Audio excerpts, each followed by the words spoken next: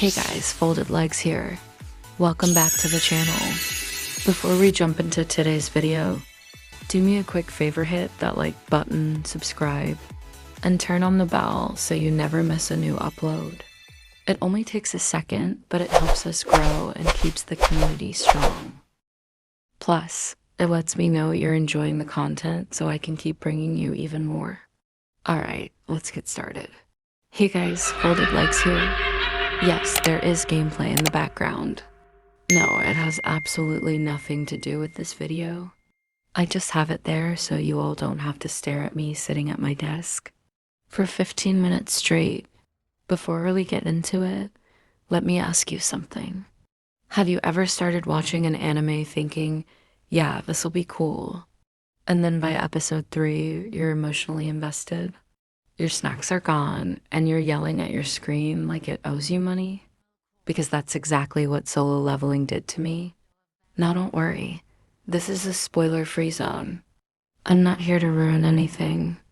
I'm just here to talk about why this show feels like hitting a perfect combo between chaos, growth, and that quiet I'm him energy we all wish we had sometimes. Solo Leveling isn't just another power fantasy. It's about a guy who started out weak-like, literally bottom of the list weak, and through pure pain, grind, and stubbornness, climbed his way up to something incredible. It's got that same energy you find in stuff like My Hero Academia or Attack on Titan. But it hits different. It's darker, louder, way more personal. And it doesn't stop to apologize for any of it. The story's simple enough to follow, but the world keeps throwing curveballs. Every episode feels like you're unlocking a new level. The animation, chef's kiss, the music, will have you ready to go train for no reason. And the main character, Jinwoo, isn't your typical chosen one. He's the type who chooses himself, and that's what makes it hit harder. What I love most is how it balances all that power fantasy with real emotion. It's brutal one second and quietly human the next. You'll laugh, you'll cheer. You might even question your own work ethic. It's not my number one anime of all time, but it's definitely in that must-watch tier, especially if you've ever been down bad and needed a reminder that growth comes from the grind. So grab your snacks, mute your notifications, and let's talk about Solo Leveling. No spoilers, no filters, just pure chaos and appreciation for one of the cleanest glow-ups in anime history. Season 2, Episode 1, Babysitting, but Make It Deadly. We pick up right where Season 1 left off. Jin was back, stronger, calmer, and apparently now a babysitter. Yeah, somehow the most overpowered guy in the room gets stuck chaperoning a rookie. Because why not?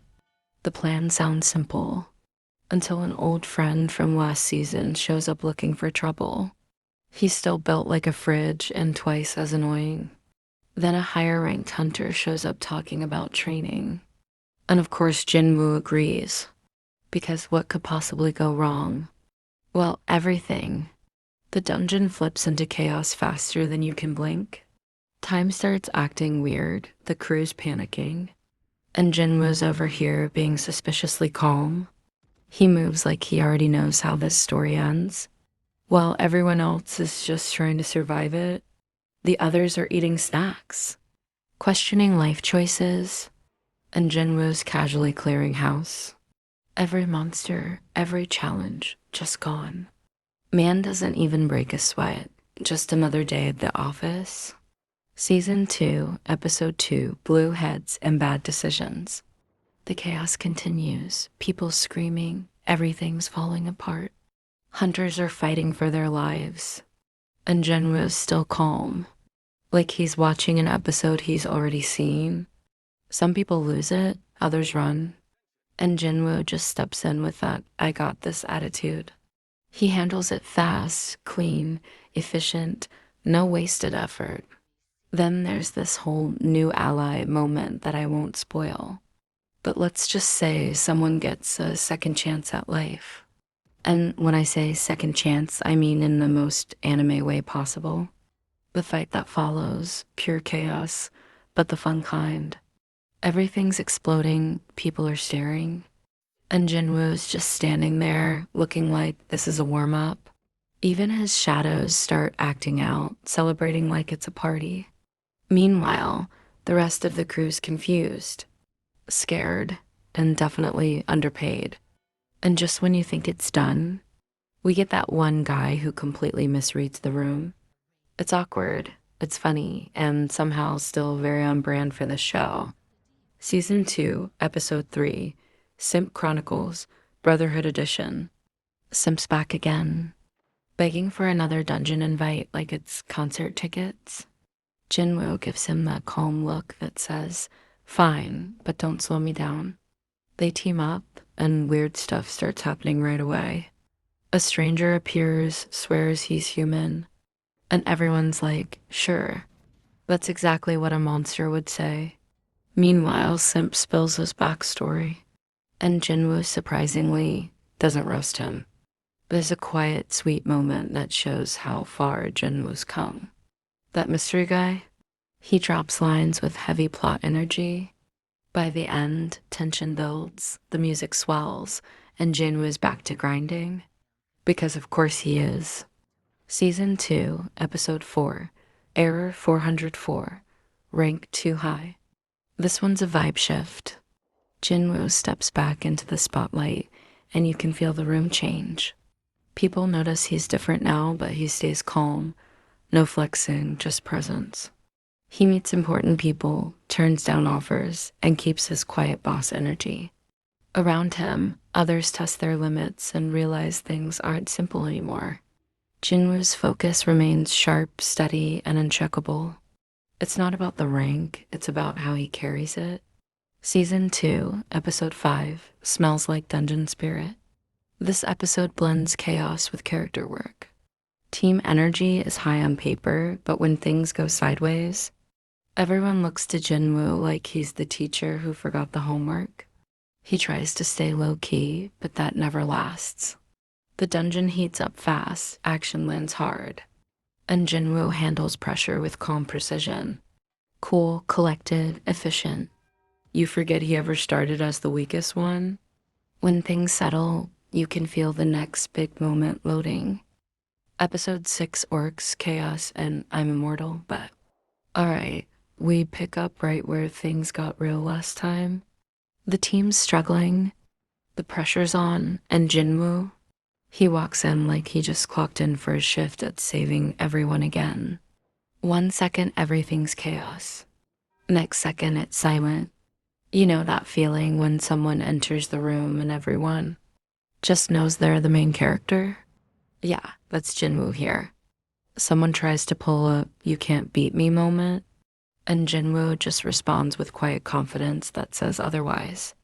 No spoilers, but let's just say the fight was clean, quick, and left everyone rethinking their life choices.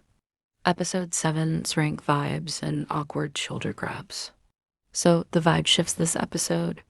Everyone's in full something big just happened mode. Jinwoo's name is getting around, but he's staying low-key. He walks into a room and suddenly no one's sure if they should talk or salute. There's a hilarious scene involving a shop and a challenge that wasn't supposed to be serious until it was. You'll know it when you see it. Then we get some nice banter between Jinwoo and his sidekick. Little brother energy all around. And just when things feel calm, we get that awkward moment, you know, the kind that makes you go, "Bro, why would you say that right now?" It's funny. It's human. And then boom.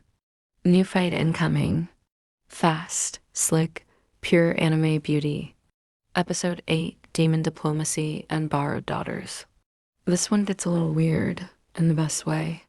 Jin was deep in a dungeon again, doing his thing, and for once, there's a little talking instead of instant punching. Someone tries to smooth talk their way out of trouble. Doesn't go great, but it's interesting seeing Jinwoo handle it differently. Then we cut to some top-tier hunter politics. Fancy meetings, people trying to sound important. One moment in particular, someone says something that sounds very wrong out loud. Immediately regrets it. You'll laugh, trust me. The rest of the episode mixes humor, tension, and that slow build that reminds you, yeah, the real storm is coming.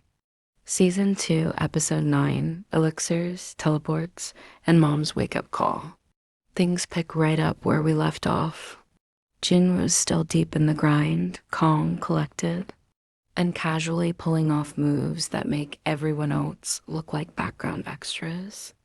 There's this new ability he shows off, slick, smooth, straight teleport-style shadow business.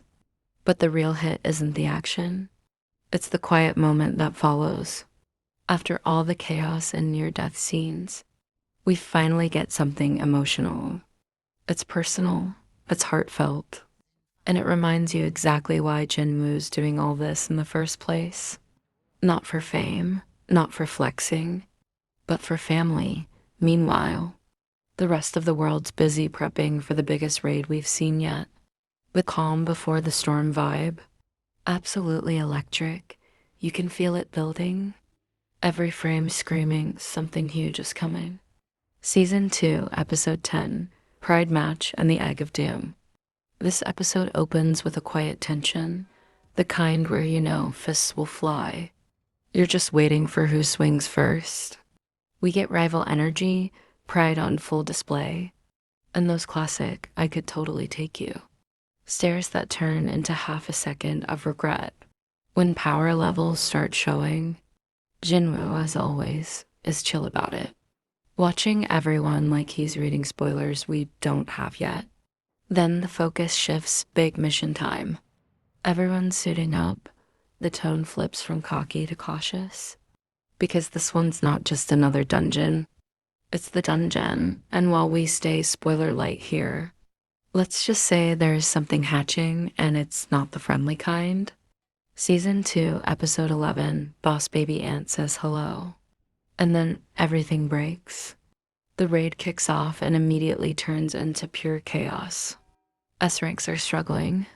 The battlefield looks like it's being directed by Michael Bay, but the pacing? Perfect. It's that rare mix of desperation and hype.